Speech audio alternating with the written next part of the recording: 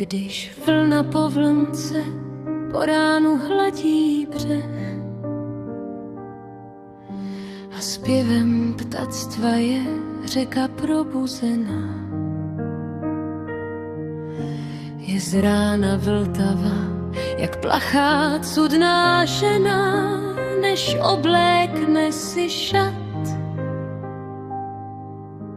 Pak rozpustí si vlasy, jak její prameny přes kamení plynou. V té hřívě rybky tančí, než ponoří se pod hladinou. Tok dlouhý, zprvu tichý, teď dal se v rychlý cval.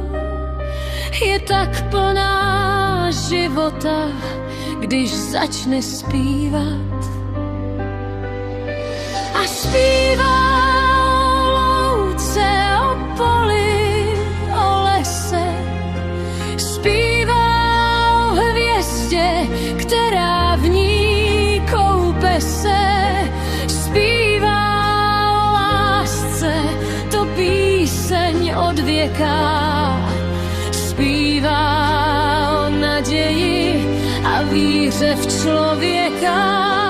Když na večer utichne řeky zpěv a sklidní se jí hladina, jak žena, která usíná, svlékne si šat a zaplete si vlasy.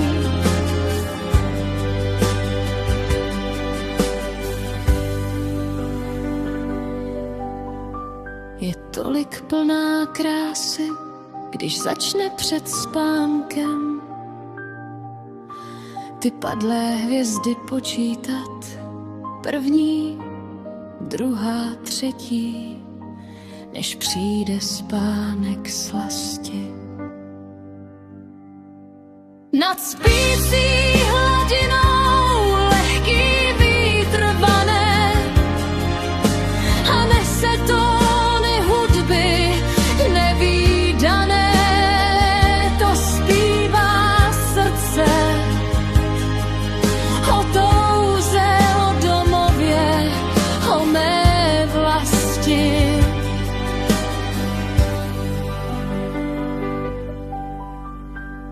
A pokaždé, když vracím se domů z míst cizích krajů, si srdce v řece vykoupu.